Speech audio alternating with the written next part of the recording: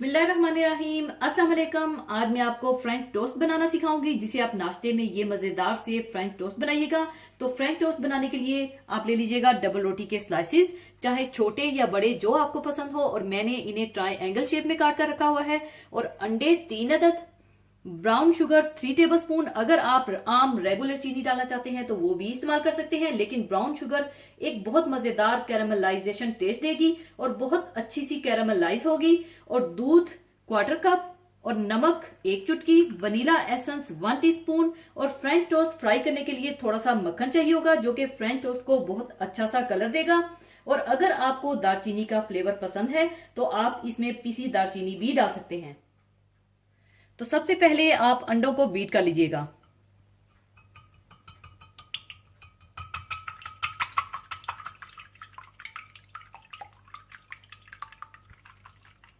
अंडे बीट करने के बाद आप इसमें डाल दें वनीला एसेंस,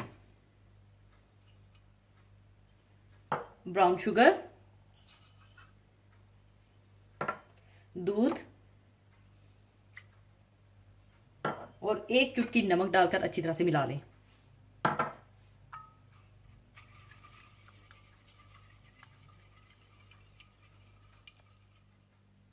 और जब ब्राउन शुगर, वनीला एसेंस, दूध और नमक अच्छी तरह से मिक्स हो जाए तो आप डबल रोटी के स्लाइसेस को इसमें अच्छी तरह से डिप कीजिएगा और थोड़ा थोड़ा मक्खन डालकर फ्राई कर लीजिएगा।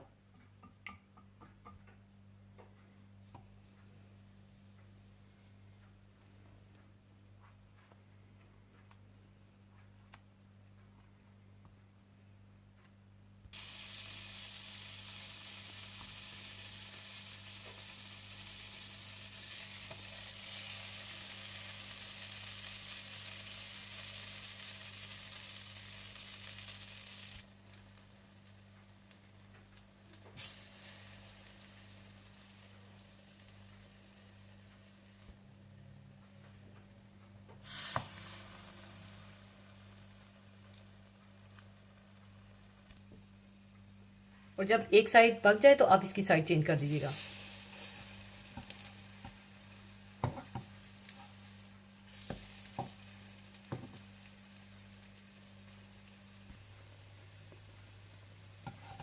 और इसी तरह से आप सारे स्लाइसेस को फ्राई कर लीजिएगा।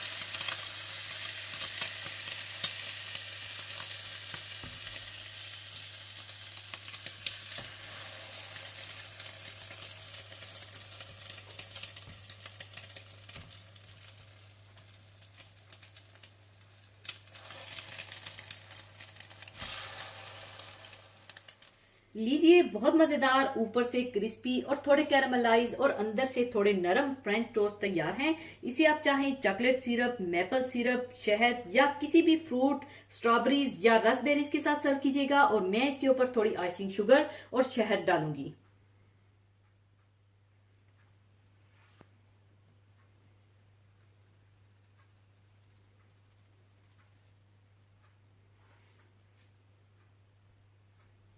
और ऊपर आप इस तरह से शहद डाल लीजिएगा।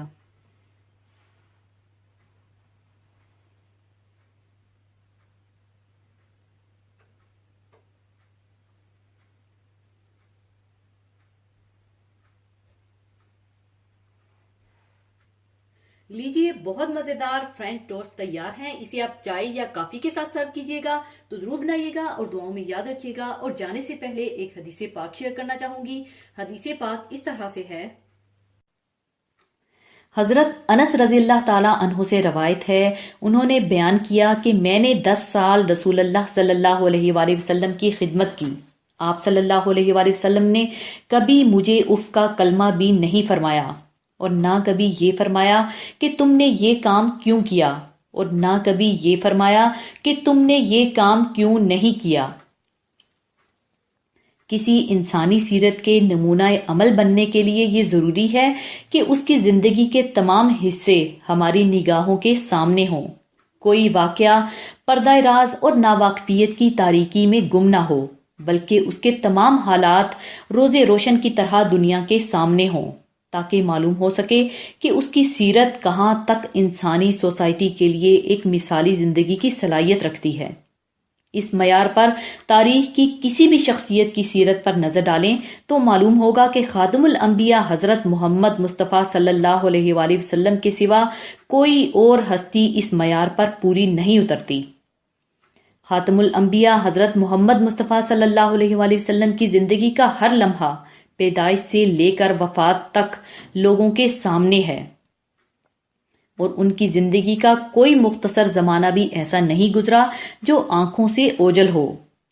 پیدائش، بچپن، ہوش، تمیز، جوانی، تجارت، آمد و رفت، شادی، قبل نبوت اور بعد نبوت کا ہر لمحہ روز روشن کی طرح سب کے سامنے ہے۔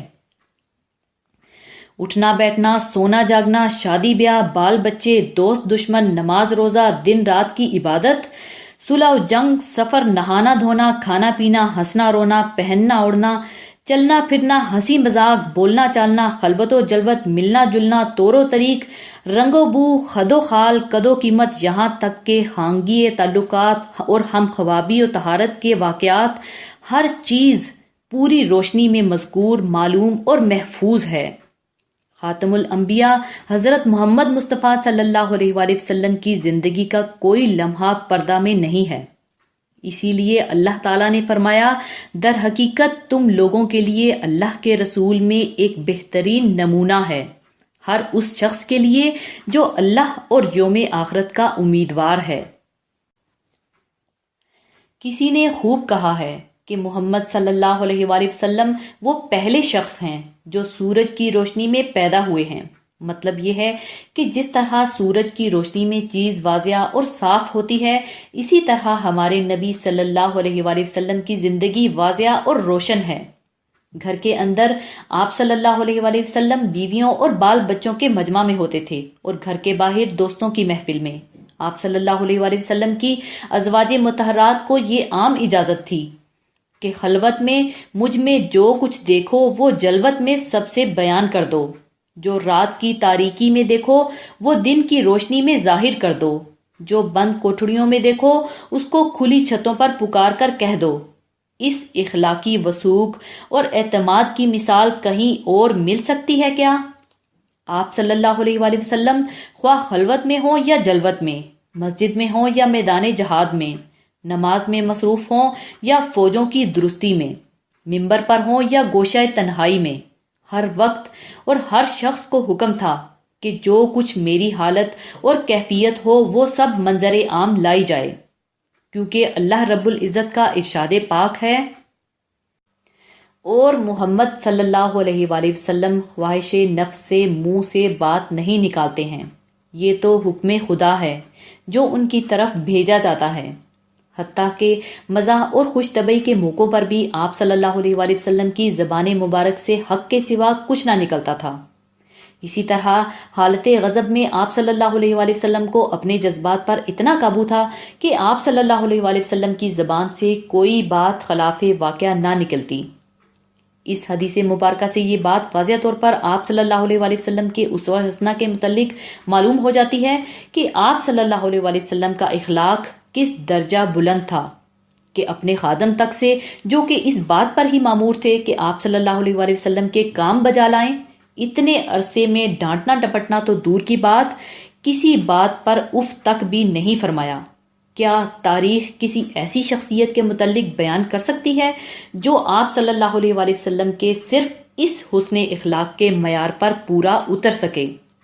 یہ ایک ایسا انسان ہی کر سکتا ہے جو سکون قلب کی دولت سے مالا مال ہو۔